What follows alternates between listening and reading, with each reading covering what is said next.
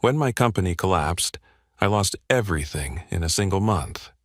My wife Nora packed her bags, took Clara and Henry by the hand, and walked out without looking back. Friends who once crowded around my table for barbecues stopped answering my calls, and my own brother Ezra, the one I trusted most, stared me in the eye and said, "You're nothing but a worthless failure. You've shamed our family." I thought the humiliation couldn't cut deeper, but 2 weeks later, my phone rang with a number I didn't recognize. I almost ignored it, but something in me answered.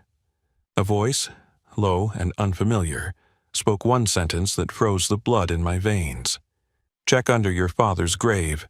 There's a box with your name on it."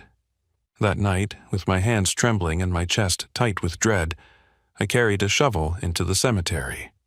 I dug through the cold earth until metal struck wood. My heart slammed against my ribs as I brushed the dirt away. The lid of the box was carved with one word: Calvin. My name is Calvin Mercer. I'm 42 years old, and until last year I thought I had built a life that could not be shaken. For 15 years, I ran a lumber mill in the town of Stoneford, a place where everyone knows your name, and reputation carries more weight than money in the bank. I was proud of the mill, not just because it put food on my table, but because it carried my father's legacy. Raymond Mercer had worked these woods before me, his hands rough from the saws, his back bent from the weight of labor. He taught me early that a man's worth was tied to how hard he worked and how well he provided. For a long time, I believed I was living up to that lesson. But when the economy shifted, when orders slowed, and when debts started to pile up, the walls began to close in. First, it was one missed payment, then another, then angry calls from suppliers who had once called me a friend. I tried everything, cutting costs, working longer hours, even selling off equipment, but it was like trying to stop a flood with my bare hands. The mill that had once buzzed with the sound of saws and men calling out over the machines grew quieter each week, until one day it fell silent altogether. That silence broke me more than the final notice pinned to my door. Walking through those empty rooms, seeing dust settle where sweat and work once thrived, I felt like I had failed not only myself, but every man who had swung an axe beside me. At home, the collapse carried heavier weight. My wife, Nora, had been my high school sweetheart. She had stood by me through years when money was tight and the mill demanded every ounce of me.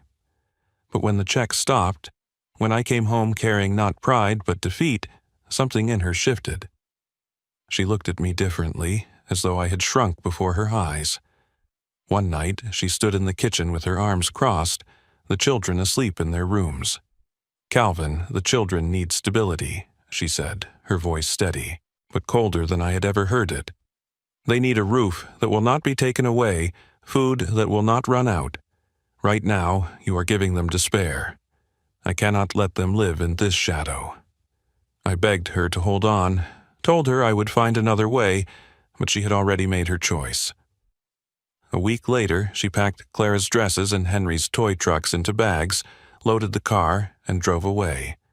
The taillights disappeared into the distance while I stood on the porch, unable to breathe. My children's faces pressed against the window haunt me still. Clara looked confused, Henry looked scared, and both of them looked at me as though I should stop it, but I could not. Losing the mill was like losing a part of myself. Losing them was like losing my soul.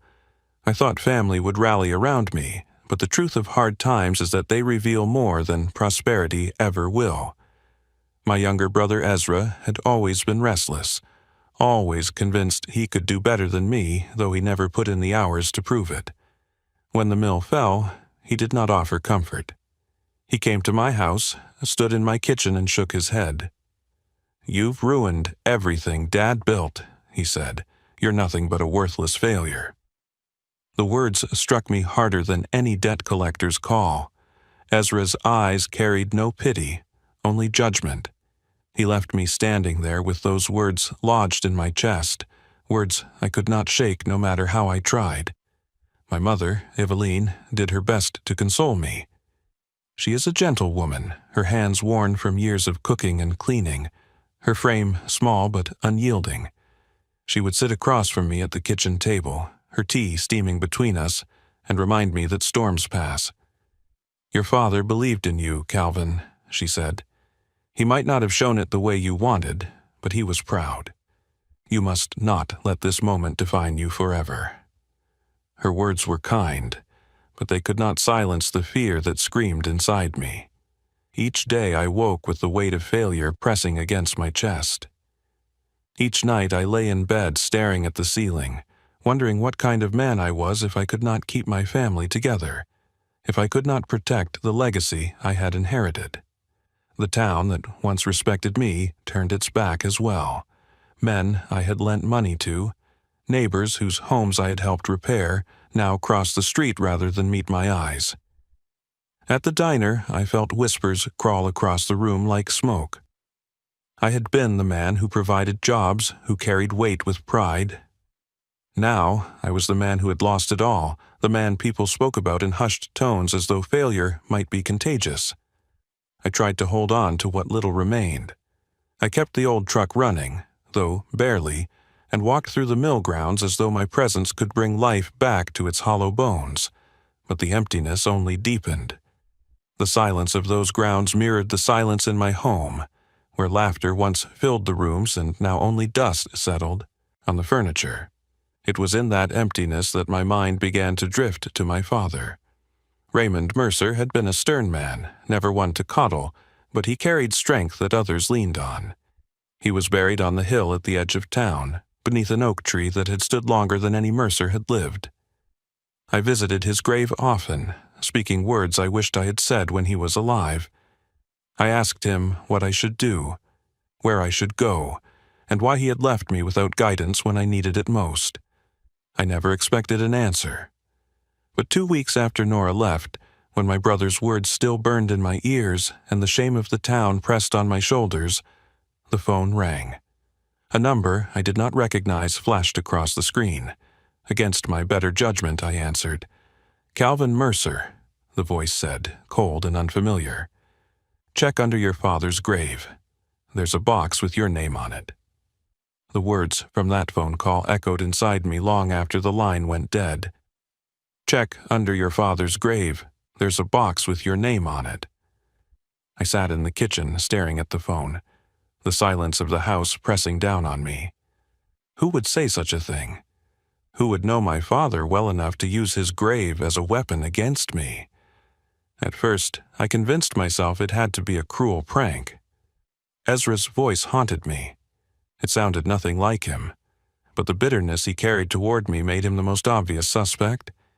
It would not surprise me if he wanted to twist the knife deeper, to see me break even further. The thought filled me with anger, but also with fear. I drove to my mother's house that evening. Evelyn sat by the window, knitting in her chair, her eyes weary yet full of a quiet strength that had held our family together long after my father was gone. I told her about the call, about the voice, about the message I had been given. She listened without interrupting, her hands still moving the needles, the rhythm steady against my rising tension. When I finished, she placed the knitting in her lap and met my eyes. "Your father carried secrets, Calvin," she said carefully. "Not all of them were meant for you. He was a hard man, but he was not cruel. If something was buried, it was because he believed it should be left alone." Her words rattled me. My father had been private, stern, and sometimes distant, but I never imagined he carried secrets to his grave. I pressed her for more, but she shook her head and told me to leave the dead in peace. That night, I lay in bed staring at the ceiling. The house felt emptier than ever. I pictured Nora tucking Clara and Henry into bed somewhere far away from me. I heard Ezra's voice again, calling me worthless. I thought of my father, standing over me as a boy, his hands guiding mine on an axe handle, telling me to grip tighter, stand firmer, swing harder. He had demanded strength, but he had also demanded silence.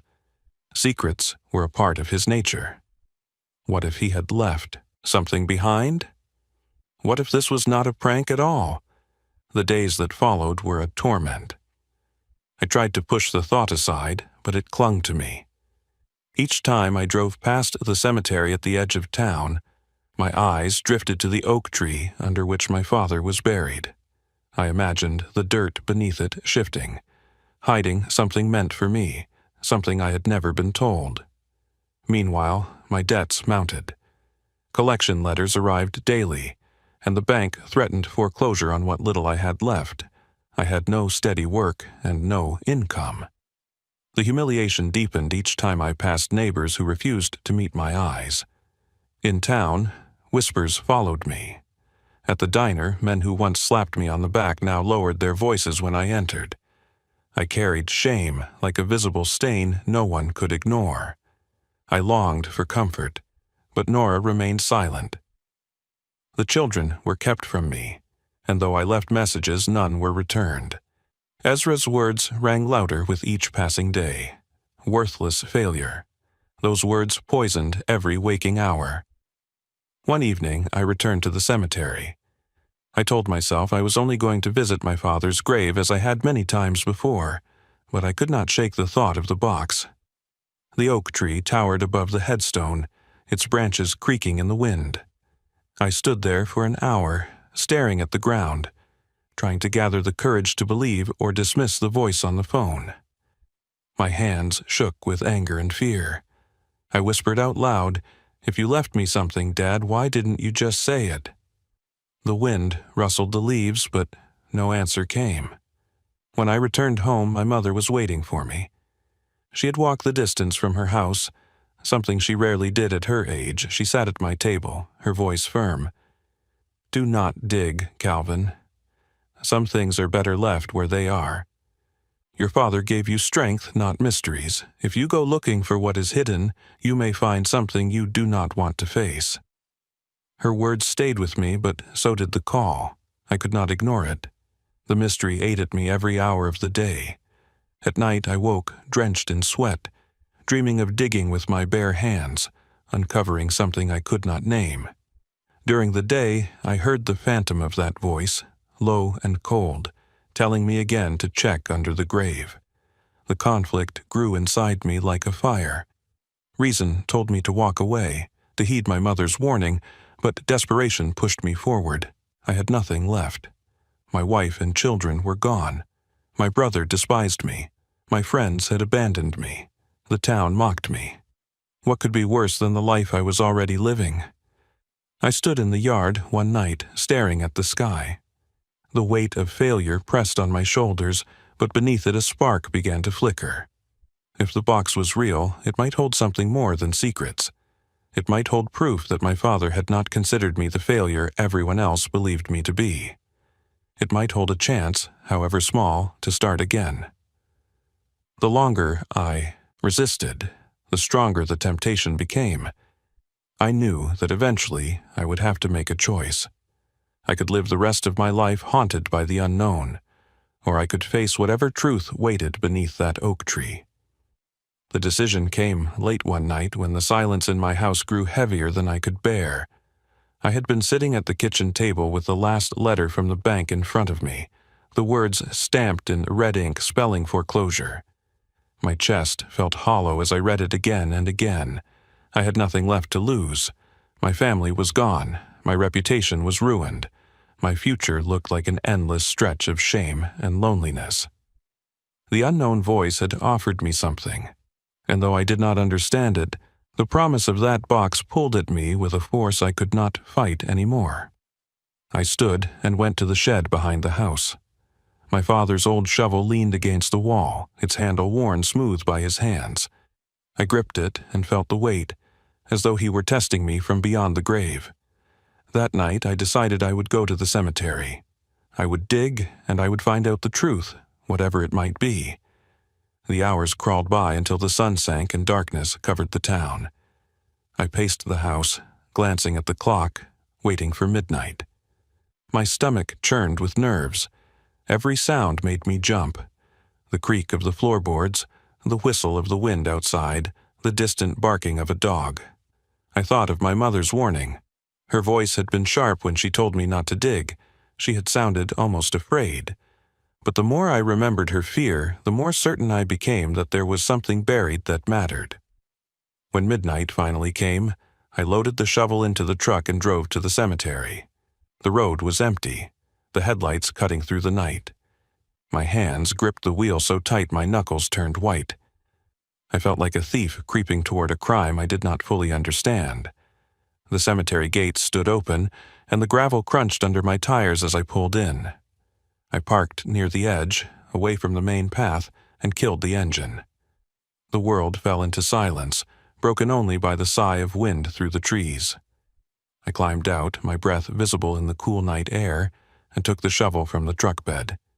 The oak tree rose ahead of me, its branches stretching like arms over the rows of stones. My father's grave lay at its base, marked by a weathered headstone carved with his name. I approached slowly, every step weighted with memory.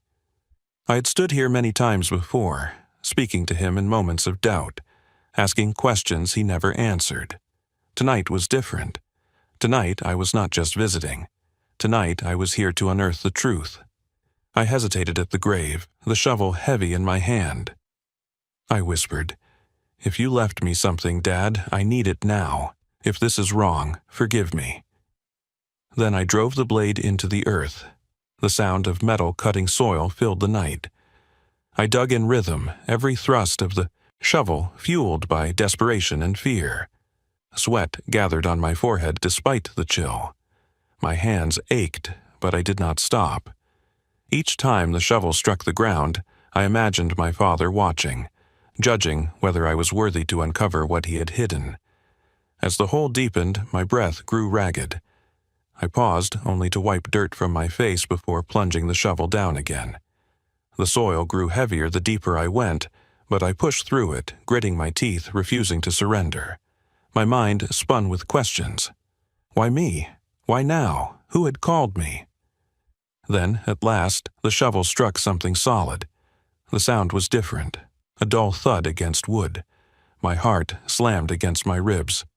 I dropped to my knees and clawed at the soil with my hands until my fingers scraped against rough wood. There it was. A box, weathered by time but unmistakably real. I brushed away the dirt and pulled until it loosened. The box was heavier than I expected, but I managed to lift it from the earth and set it on the ground beside the hole. I sat back, my chest heaving, my hands trembling as I stared at it. Carved into the lid was one word. My name. Calvin. For a long moment I could not move. The world around me seemed to still. The trees whispered in the wind, the shadows deepened, and the box waited. My father's grave loomed above me, silent and cold. I felt the weight of his presence as though he were standing over me once again. Fear and anticipation battled inside me. This was not a prank. This was not a cruel joke. My father had left something for me, hidden under the ground where no one would find it unless guided to it. The realization sent a shiver down my spine. I placed my hands on the lid. The wood felt rough beneath my palms. My breath came in short bursts. I thought of Nora's face when she left, of Clara and Henry's eyes staring out the window of the car, of Ezra's voice calling me worthless, of my mother warning me to let the dead rest. All of it converged on this moment. With a deep breath, I pulled the lid open. The lid creaked as it gave way under my hands. The air that escaped from the box carried the smell of damp earth and aged wood. Inside, bundles wrapped in oilcloth sat neatly stacked, and beneath them, something metallic caught the moonlight. My pulse hammered in my ears as I reached inside and pulled the first bundle free. The cloth was brittle, but when I unwrapped it, I found a stack of letters, each one addressed to me in my father's firm handwriting. For a long moment I could not breathe. My father had never been a man of words. He had been stern, demanding, and often silent, but here before me lay pages and pages of his voice preserved in ink. I set them aside with trembling hands and uncovered the metallic glint at the bottom of the box. It was a small pouch, tied with twine, heavy in my palm. When I loosened the knot and opened it, gold coins spilled into my hand. Old, gleaming, worn smooth with age, but undeniably real. At the bottom of the box was a single folded note. It was newer than the letters, the ink darker, the edges less worn. My name was written across the front. I unfolded it slowly, and my father's words stared back at me. For when you think you have lost everything, a man's worth is not measured by what he builds, but by how he rises after the fall. These coins are not wealth, but a beginning. The letters will tell you the rest. Do not give up, Calvin. You are not a failure. The weight of those words crushed me. My throat tightened, and tears blurred my vision. I sat in the dirt with the note in my hands, the shovel lying forgotten beside me, and wept in a way I had not since I was a child. All my life I had wanted to hear my father say he was proud of me. He never had. He had pushed me, judged me, demanded more. Yet in death, through these words, he had given me what I had craved the most. I picked up the first letter and opened it. His handwriting filled the page in careful strokes. Son, if you are reading this, I am gone. You must understand that life will strip you bare. It will test you until you believe you cannot stand. But you must. I left you this not to rescue you, but to remind you that you carry my blood, my strength, and my will. You are more than your failures. Each word pierced me. It was as though he had written directly to the man I had become, as though he had known that one day I would sit broken at his grave. I read through 3 letters in the cold night air, each one peeling back layers of a man I thought I had known but never truly understood. He wrote about his regrets, his mistakes, his hope that I would be stronger where he had been weak. He admitted his failures as a father, confessed that his silence had been born of fear, not indifference. By the time I folded the last letter back into its cloth, I was shaking. My father had never spoken these words to me in life, but here they were, waiting for me at the lowest point of my existence. The gold coins gleamed beside me, but their weight was nothing compared to the weight of his words. I looked up at his headstone under the oak tree. For years I had spoken to the stone as though it were him, begging for guidance. Now I felt as if he had answered at last. My chest ached with the release of years of anger and disappointment. I whispered into the night, "Thank you, Dad." The silence of the cemetery surrounded me, but it no longer felt suffocating. It felt like presence, as though he stood just beyond the veil, watching. The pain of losing Nora, the sting of Ezra's words, the humiliation of the town, all of it still weighed on me, but now it sat differently. For the first time in months, I felt something other than despair. I felt a spark of strength. I gathered the letters, the pouch of coins and the note, and placed them carefully back into the box. I carried it to the truck with reverence, as though I were carrying my father's voice itself. The night seemed sharper, the stars clearer, the air cleaner. My father had left me something more valuable than money. He had left me proof that he had seen me, that he had believed in me, even when I could not believe in myself. As I drove home, the road stretched out before me in a way that no longer felt hopeless. The coins would not solve all my problems. They were a beginning, just as he had written. The real treasure was the letters, the knowledge that my father had struggled too, that he had doubted himself, and yet he had found the strength to endure. I parked the truck in my yard and sat for a long time with the box in my lap. My hands no longer trembled.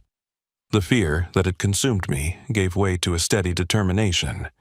My father had believed I could rise again. Now I had to prove him right.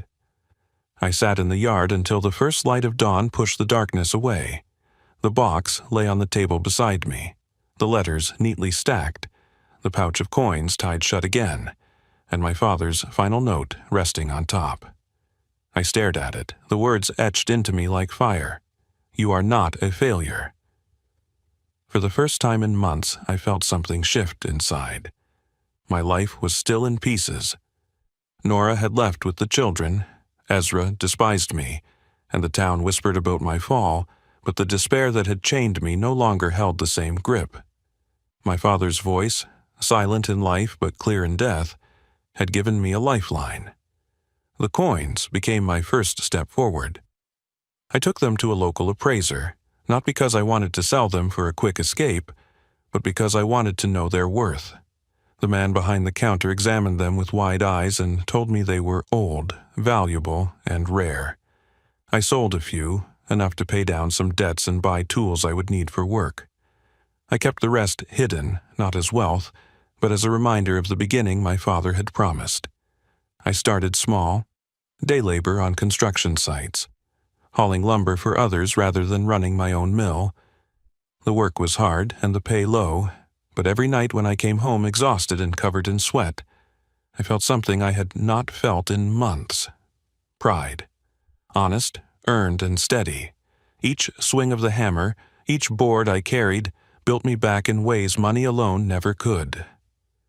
My mother noticed the change first. Eveline came to my house one afternoon with a basket of food. She studied me as I carried it inside. "You are standing taller, Calvin," she said. "Your father would be glad." Her words warmed me, but they also reminded me of the task still ahead. I had lost Nora and the children. If there was anything I wanted more than rebuilding my finances, it was rebuilding their trust. Weeks turned into months. I kept working, kept saving, and kept reading my father's letters late at night. Each one seemed to anticipate the battles I faced. He wrote about shame, about the cruelty of others, about how easy it is to drown in bitterness. He warned me not to let anger define me, and he pushed me to fight for what mattered most. I clung to those words when exhaustion tempted me to quit. Eventually, I reached out to Nora again. I wrote her a letter of my own, not begging her to come back, but telling her the truth of what I had learned. I told her about the box, the letters, the coins, and how my father's voice had lifted me from despair. I told her I had found work, that I was standing again, and that no matter how long it took, I would prove to Clara and Henry that their father was not a broken man, but one who had the strength to rise. She did not respond immediately. Weeks passed with silence, but then, one Sunday afternoon, she came by with the children. Clara ran into my arms first, her small frame trembling with excitement. Henry hung back at first, uncertain, but when I knelt and looked into his eyes, he rushed forward and clung to me. Nora stood a few steps away, cautious, but her eyes softened when she saw me hold them. She did not say she had forgiven me, but she gave me the chance to try. That was more than I had dared to hope for. Ezra remained unchanged. He confronted me once more in town, his voice dripping with contempt. "You think swinging a hammer makes you less of a failure?" he asked. I met his eyes, calm for the first time. "I am not a failure, Ezra. Dad knew it, and I know it now. I don't need you to believe it." He sneered and walked away, but his words no longer cut me. My father's letters had filled the void Ezra tried to widen. As the months passed, I built not just a living, but a life again. The box remained in my home, not hidden in the ground, but placed on a shelf where I could see it. Each time I doubted myself, I opened a letter and read my father's words. They reminded me that the measure of a man is not in how far he falls, but in how he stands after the fall. Standing at his grave 1 year later, I placed fresh flowers on the headstone and spoke into the quiet morning. "I found the box, Dad, and I found myself. Thank you for believing in me when I no longer could." The oak tree rustled above, and though no voice answered, I felt at peace. This story is not just about loss, it is about discovery, redemption, and the power of words left behind. My father saved me long after he was gone. His belief carried me when my own strength was gone, and because of that, I can stand again. And now I want to speak to you. If you felt something in this story, if it reminded you of your own battles, your own scars, then let this message stay with you. You are not a failure. Whatever you have lost, whatever shame you carry, you have the power to rise again. Thank you for listening to my story. If it moved you, share it with someone who needs to hear it. Leave a comment and tell me what part spoke to you the most. Hit the like button so more people can find it. And subscribe to this channel if you want to hear more stories that dig deep into the heart. Together, we can keep these voices alive.